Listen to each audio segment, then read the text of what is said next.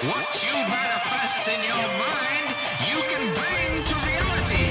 Kill Tony, the #1 live podcast in the world, has gone on tour and has been producing unprecedented volume of podcast episodes.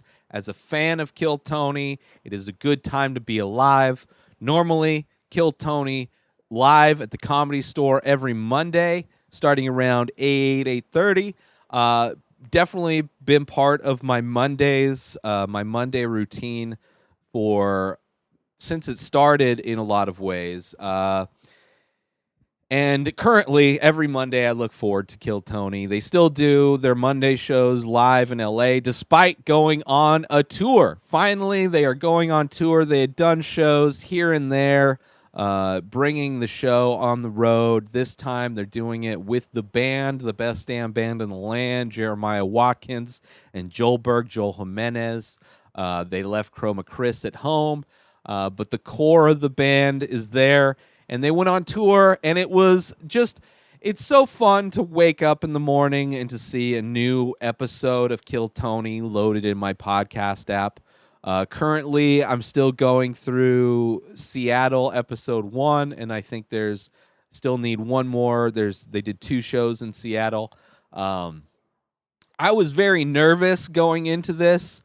That Red Band, the producer, who produces the actual audio and video of the show, I was worried with the big demand that he would potentially not be able to keep up with putting out the episodes. They release audio versions of the episode, and then they also do a 4K high res video version of the episode, which usually takes a few days longer to get released on YouTube than the audio versions of the show.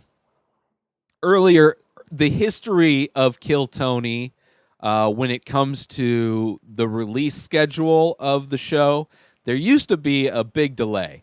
They used to record the episode on Mondays, and then that episode would take anywhere from like 2 to 4 weeks to actually get released in audio. Over the years, the turnover on that has gotten far better. It's up to a level where finally it seems like not only just Red Band, I don't want to pick on Red Band, but everybody's improved and seems like they're really putting effort into making the show better and being better in their own kind of roles within the show. I mean, the band, first off, the band is actually playing music now instead of pretending to play along with whatever Red Band plays off of his iPad. They're actually playing music now and like learning new songs for each episode. Tony Hinchcliffe has worked on paying more attention to the guests when they get interviewed after they do a minute of stand-up. And then Red Band, as always, just amazingly funny on the soundboard, but he's tightened up and fixed a lot of the audio issues that they used to have, and then he's also improved on getting the shows released and turned over and out in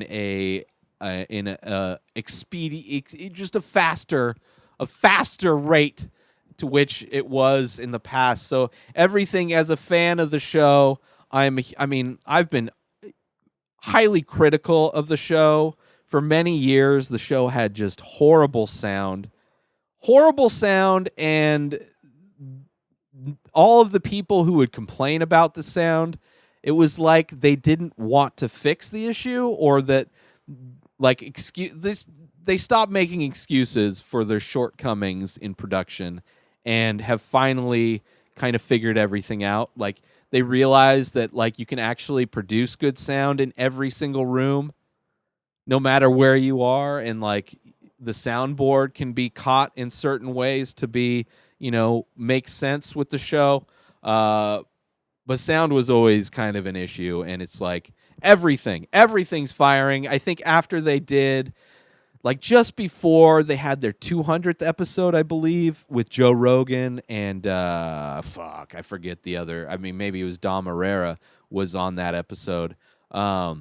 like right around that time, it seemed like they turned a corner and just have improved on everything that they've done. But this tour, it's one of those things, you got a favorite band. I'm a huge Red Hot Chili Peppers fan, but there's a lot of bands that you can be a fan of, and the band breaks up. It's a tough thing to get a group of people in like a pressure cooker of a situation going on tour across the United States. In Europe, they did a little European tour. It's a little nerve-wracking thinking like maybe I don't want them to break up. I don't want the show to go. I don't want people to leave. Patty Reagan left already, but Joel Berg and Jeremiah, an amazing kind of duo with the band. But that's always like in the back of my mind, just kind of like, hopefully this doesn't self-destruct, because it keeps getting better. The show keeps getting better. Them going on the road, it's like just a fine-tooth, like Tony's gotten so much better on the interviews. My favorite episode on the road that they've done is the Portland episode, which all of my compliments with the improved audio and the production turnaround, all of those things, for whatever reason, Portland episode, there was a memory card issue. From what the reasoning is, there was a memory card issue. I don't know if there was a memory card issue or if that's just the excuse they're using. But the audio, the memory card that records the good audio went out. So when you're watching or listening to the episode, it goes to the camera audio, which isn't as good. But it only lasts for a few minutes, and then it goes back to good audio. So they were able to somehow fix the memory card or maybe reset it. I don't know exactly what they did. If I had to guess, I would say that maybe the memory card was full and it cut out, and to fix the issue, they just deleted some old episodes that, came out like a year ago or whatever, and then they just restarted the recording. If I had to guess what the issue was, it was a full memory card. Because the excuse that was given was that there was a memory card error, which there could have been a memory card error. I don't know. But generally, if you get some kind of error, then you're going to lose. Sometimes you lose the audio you've recorded if there was like if it was a corrupt recording.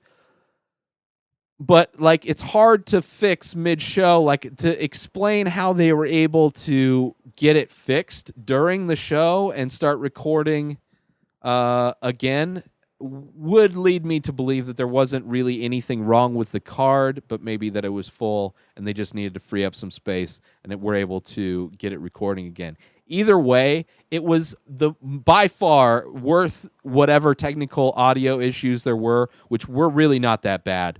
The Portland, there were just so many comedians that were straight fire that just killed it. And if you're not familiar with what Kill Tony is, it's a live show filmed at the Comedy Store where Red Band and Tony Hinchcliffe pull names out of a bucket. People sign up to do 1 minute of stand-up comedy. They get their name pulled out, go on stage, do their minute of comedy, and then they get interviewed after that by Tony. Usually in LA, there's guests. They'll have 1 to 2, sometimes 3 comedians as guests, and they will ask questions, and you'll get that extra dynamic of somebody new.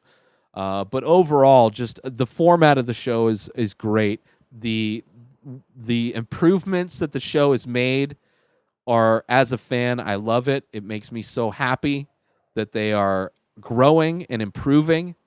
But for sure, check out Kill Tony on YouTube. I love watching the show or just audio. If you're just an audio podcast, I listen and watch the show. I rewatch, re-listen. It's endlessly entertaining. And super awesome to see their successful tour come to an end. Kill Tony. Love it. Every Monday. Check it out. New episodes of this show come out daily. Subscribe on IGTV and everywhere else podcasts are found. Binge the full week in advance over at patreon.com/inspireddisorder. InspiredDisorder.com for all of my original artwork. Go buy some paintings now. At Ray Taylor for me on all social media. Have a wonderful day, everybody. Peace out!